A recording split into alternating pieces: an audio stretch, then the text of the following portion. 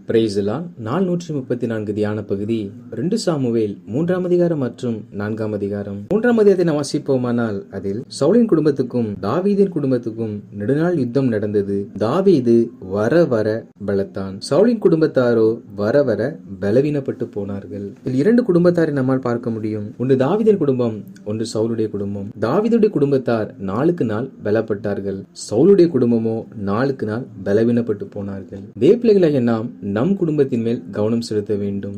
குடும்பத்தில் இருக்கிற ஒவ்வொருவரும் நாளுக்கு நாள் பலப்படுகிறோமா அல்லது பலவீனப்படுகிறோமா என்பதை நாம் ஆராய்ந்து பார்க்க வேண்டியது மிக அவசியம். நம் பிள்ளைகள் கல்வியில் பலப்படுகிறார்களா? நம்முடைய கையின் பிரயாசத்தில் நாளுக்கு நாள் பலன் உண்டாகிறதா? சரீர சுகத்தில் நாளுக்கு நாள் பலன் அதிகரிக்கிறதா? அல்லது நாளுக்கு நாள் கல்வியிலும் கையின் பிரயாசத்திலும் சரீரத்திலும் பலவீனப்பட்டுக் கொண்டிருக்கிறோமா என்பதை அறிந்து, பலவீனப்படுவோம் என்றால் நாம் பலவீனப்படுவதற்கான வழிகளை திறந்து வைத்திருக்கிறோம் என்பதை அறிந்து நாம் அந்த வாசல்களை அடைத்து நாளுக்கு நாள் பலப்படும்படிக்கான கிரியைகளை செய்கிறவர்களாய் காணப்பட வேண்டும். சவுல் கர்த்தரை விட்டு விலகினான், இது நிமித்தம் அவன் குடும்பம் பலவீனப்பட்டது. தாவீது கர்த்தரோடு இணைந்து நடந்தார், இது நிமித்தம் அவர் குடும்பம் பலப்பட்டது. நாம் தேவனோடு நடப்போம் என்றால் நிச்சயமாக நம் குடும்பத்தை கர்த்தர் பலப்படுத்துவார். தாவீதுக்கு அம்னோன், கீலேயாப், அப்சலோம், அதோனியா, செப்பத்தியா, இத்ரேயாம் என்னும் குமாரர்கள் பிறந்தார்கள். சவுலுடைய குடும்பத்தை பொறுத்தமட்டில் அப்னேர் சவுலின் குடும்பத்தில் ஒரு பெரிய பலமுள்ள ஒரு மனிதனாய் காணப்பட்டார். அந்த அப்னேர் சவுலுக்கு மறுமனையாட்டியாய் இருந்த ரிஸ்பால் என்னும் அந்த பெண்ணோடு கூட ஐக்கியத்தில் இருந்தான். எனவே இதை அறிந்த சவுலின் குமாரனாகிய இஸ்போசேத், நீ என் தகப்பனுடைய மறுமனையாட்டி இடத்தில் பிரவேசித்தது என்ன என்பதாக கேள்வி கேட்கிறான். அப்னேரோ அந்த வார்த்தை நிமித்தம் மிகவும் கோபம் கொண்டு, நீ தாவீதின் கையில் ஒப்புக்கூடாமல் இந்நாள் மட்டும் உடைய தகப்பனாகிய சவுலின் குடும்பத்துக்கும் அவருடைய சகோதரருக்கும் சிநேகிதருக்கும் தயவு செய்கிறவனாகிய என்னை நீர் இன்று ஒரு ஸ்திரீ நிமித்தம் குற்றம் பிடிக்கிறதற்கு தன் யூதாவுக்கு உட்கட்டையான ஒரு நாய் தலையா என்பதாக கோபித்து சொல்லுகிறான். இக்காலத்திலும் சிலர் தவறு செய்வார்கள். தவறு செய்யும் பொழுது அவர்களுக்கு கோபம் வராது. ஆனால் செய்கிற காரியங்களை தவறு என்று சொல்வோம் என்றால் அவர்கள் அந்த காரியத்திற்காக கோபப்படுகிறவர்களாய் இருப்பார்கள். நாம் செய்கிற தவறை ஒருவரது தவறு என்று சொல்லும் பொழுது நமக்குள் கோபம் வருகிறது என்றால் நாம் செய்கிற தவறு என்பதை புரிந்து கொள்ளவில்லை என்பதே அதன் அர்த்தமாகும். அப்னேர் சவுலுடைய மறுமனையாட்டியோடு கூட பிரவேசித்தது ஒரு தவறாகும். அதை குறித்து இவன் கேள்விதான் கேட்டான். அப்னேரோ கோபித்து பேசினான். அப்னர் இப்படி கேட்டது நிமித்தமாக இஸ்போசேத்தோ பயப்பட்டு எந்த ஒரு மறுமொழியும் சொல்லாதிருந்தான். எனவே அப்னேர் அந்த கோபத்தின் விளைவாக தாவீதிடத்தில் ஸ்தானாபதிகளை அனுப்பி, தேசம் யாருடையது? எங்களுடைய உடன்படிக்கை பண்ணும், இதோ இஸ்ரவேல் எல்லாம் உம்மிடத்தில் திரும்ப என் கை உம்மோடு இருக்கும் என்பதாக சொன்னான். இவன் கோபத்தின் விளைவாக தேசம் முழுவதையும் தாவீது கரத்தில் ஒப்பு கொடுக்க வேண்டும் என்று தீர்மானம் பண்ணினான். தாவீதோ நான் உடன்படிக்கை பண்ணுவேன் என்பதாக சொல்லி, நீர் வரும் முன்பாக சவுலின் குமாரத்தியாகிய மீகாலை அழைத்து வர வேண்டும் என்பதாக சொல்லுகிறான். மேலும் தாவீது ஸ்தானாபதிகளை அனுப்பி, நான் விவாகம் பண்ணினேன் மனைவியாகி மீகாலை அனுப்பிவிடு என்பதாக இஸ்போசேத்துக்கு சொல்லுகிறார். அப்பொழுது இஸ்போசேத் பல்தி என்பவனுக்கு கொடுக்கப்பட்ட மீகாலை போய் அழைத்து வந்தான். அவனோ அவளை மிகவும் நேசித்தபடியினால் அழுது கொண்டே பின்னால் வந்தான். அப்பொழுது அப்னேர் திரும்பி போ என்பதாக அவனை மிரட்டினவுடன் அவன் தன் வழியே போய்விட்டான். காரணம் என்னவென்றால் அப்னேர் அங்கே ஒரு பெரிய ஒரு பலமுள்ள மனிதனாய் காணப்பட்டான். மேலும் அப்னேர் எல்லா இஸ்ரவேல் ஜனங்களோடு பேசி, தாவீதை உங்கள் மேல் ராஜாவாக வைக்கும்படி நீங்கள் அநேக நாள் தேடினீர்களே, இப்போதும் அப்படி செய்யுங்கள். என் தாசனாகிய தாவீதின் கையினால் என் ஜனமாகிய இஸ்ரவேலை பெலிஸ்தரின் கைக்கும் அவருடைய எல்லா சத்துருக்களின் கைக்கும் நீங்களாக்கி ரட்சிப்பேன் என்று கர்த்தர் தாவீதை குறித்து சொல்லியிருக்கிறாரே என்பதாக சொன்னார். அதாவது தாவீது தான் இஸ்ரவேல் ஜனங்களை ஆட்சி செய்ய வேண்டும் என்று கர்த்தரும் தீர்க்கதரிசனம் உரைத்திருந்தாராம். இஸ்ரவேல் ஜனங்களும் தாவீது அரசாள வேண்டும் என்றே விரும்பினார்களாம். இதெல்லாம் அப்னேருக்கு தெரிந்திருந்தும் அப்னேர் இஸ்போசேத்தை தான் ராஜாவாக்கினான். இஸ்போசேத் தான் செய்த குற்றத்தை கண்டுபிடித்தது நிமித்தமாக இப்பொழுது அப்னேர் தாவீதை ராஜாவாக்க வேண்டும் என்று கர்த்தர் சொன்ன வார்த்தைகளை சொல்லுகிறார். அதன்படியே அப்னேரும் அப்னேரோடு கூட 20 பேரும் தாவீதில் வந்தார்கள். தாவீதோ அவர்களோடு கூட உடன்படிக்கை செய்து அவர்களுக்கு விருந்து செய்து அவர்களை அனுப்பி வைத்தான். தாவீதுடைய சேவகரும் யோவாபுமோ வெளியே சென்றிருந்தார்கள். அப்பொழுது அப்னேர் வந்ததை குறித்தும் தாவீது அப்னேரை சமாதானத்தோடு அனுப்பிவிட்டதை குறித்தும் யோவாப்புக்கு சக சேவகர்கள் மூலமாய் சொல்லப்படுகிறது. அப்பொழுது யோவாப் தாவீதை பார்த்து, என்ன செய்தீர்? இதோ அப்னேர் உம்மிடத்தில் வந்தானே, நீர் அவனை போகவிட்டது என்ன?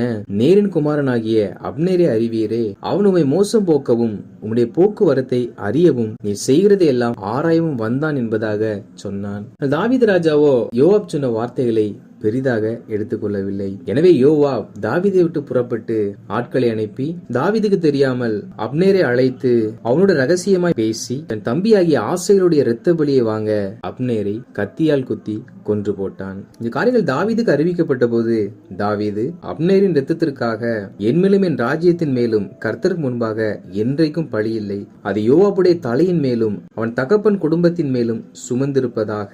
யோவாபின் வீட்டாரிலே பிரமியக்காரனும் குஷ்டரோகியும் கோலூன்றி நடக்கிறவனும் பட்டயத்தால் விழுகிறவனும் அப்ப குறைச்சல் உள்ளவனும் ஒரு காலம் ஒளிந்து போவதில்லை என்பதாக சொன்னார். அதாவது ஒரு மனிதனுடைய ரத்தத்தை சிந்த பண்ணுகிறவர் மேல் இந்த சாபம் வரும் என்பதாக தாவீது சொல்லுகிறார். அப்படின்னா தேவபிள்ளைகளாகிய நாம் ஒரு நாளும் பிற மனிதனுடைய ரத்தம் சிந்தப்படுவதற்கு நாம் காரணிகளாக அமைந்துவிடக் கூடாது.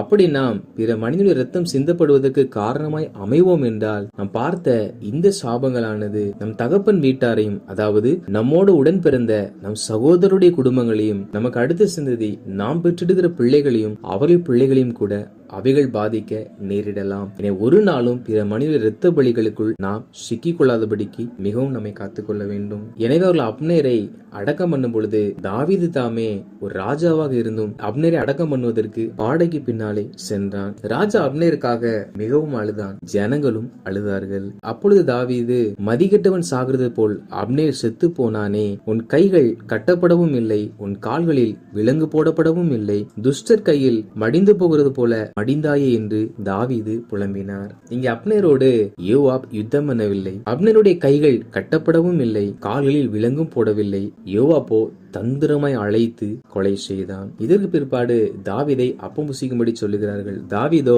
சாயங்காலம் மட்டும் தான் எது ஒன்று புசிக்க மாட்டேன் என்பதாக சொன்னார். எனவே இஸ்ரவேல் ஜனங்கள் தாவீது அப்னேரை கொலை செய்யவில்லை என்பதை நன்கு அறிந்து கொண்டார்கள்.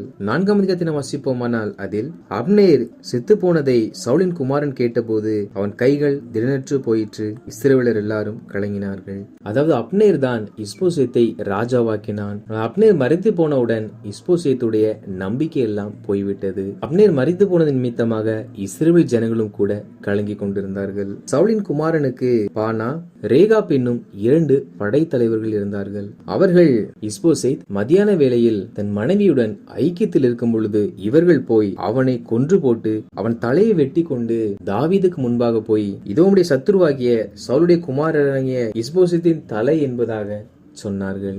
அதாவது இவர்கள் சவுலுடைய படைத்தலைவர்கள் தான். சவுலுக்கு பிற்பாடு இஸ்போசேத்துக்கு ஆதரவாக இருந்தார்கள். ஆனால் அப்னேர் மரித்தவுடன் இவர்களை எழும்பி அவனை கொலை செய்து தாவீதின் வசமாக அவன் தலையை கொண்டு வந்தார்கள். அப்னேர் நினைத்திருந்தால் இஸ்போசேத்தை கொன்று தன்னை ராஜாவாக மாற்றிருக்கலாம். ஆனால் அப்னேரோ பதவி ஆசை இல்லாதவனாய் சவுலுக்கு உண்மையா இருந்தது நிமித்தமாக இஸ்போசேத்தை சவுலுடைய ஸ்தானத்திலே ராஜாவாக்கினான். ஆனால் இவர்களோ சவுலோடு கூட பணியாற்றி சவுல் மரித்தவுடன் அப்னேரும் இல்லை என்பதை அறிந்தவுடன் இஸ்போசேத்தை கொலை செய்தார்கள்.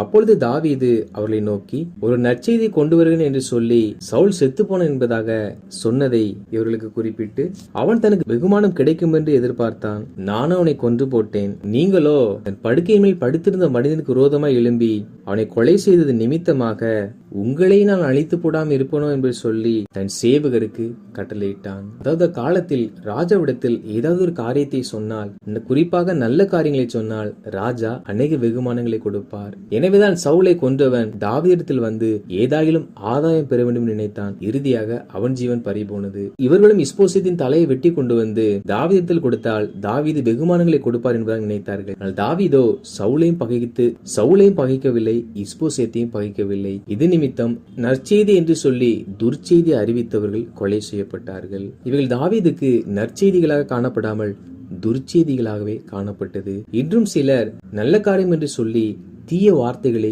தீய காரியங்களை பேசுகிறவர்களாய் இருப்பார்கள். தேவ பிள்ளைகளாகிய நாம் ஒரு நாளும் எந்த ஒரு காரியங்களை தவறாய் புரிந்து கொண்டு தீய காரியங்களை நல்ல காரியங்கள் என்று பிறரிடத்தில் போய் சொல்லக்கூடாது. அப்படி சொல்லும் பொழுது அவைகள் நம்முடைய பார்வையில் நல்லதா இருந்தாலும் கேட்கிற நபருடைய பார்வையில் துர்ச்செய்தியா இருக்கும் என்றால் அதுக்கு ஒரு பெரிய விலைக்கரத்தை நாம் செலுத்த வேண்டியதா இருக்கும். வாசித்த இந்த அதிகாரியின்படி கர்த்தருடைய ஜனங்களாகிய நாம் நம் குடும்பம் பலப்படுகிறதா பலவீனப்படுகிறதா என்பதை அறிந்து குடும்பத்தை பலப்படுத்தி நாம் செய்கிற தவறை தவறு என்று சுட்டி காண்பிக்கிறவர்களுக்கு விரோதமாய் எழும்பாமல் நம்ம எந்த ஒரு காரியத்திற்கு ஆதரவு தெரிவிக்க வேண்டிய சூழ்நிலை வந்தாலும் வேதவசனம் எதை சொல்லுகிறதோ அதன்படியே நாம் செயல்பட்டு எக்காரணத்தை கொண்டும் நம்மை நம்பின மனிதர்களுக்கு துரோகம் செய்யாமல் எக்காரணத்தை கொண்டும் நமக்கு நற்செய்தியை தோன்றுகிற பிறருடைய இருதயத்தை பாதிக்கிற துர்ச்செய்திகளை பரப்பாதிருப்போமாக.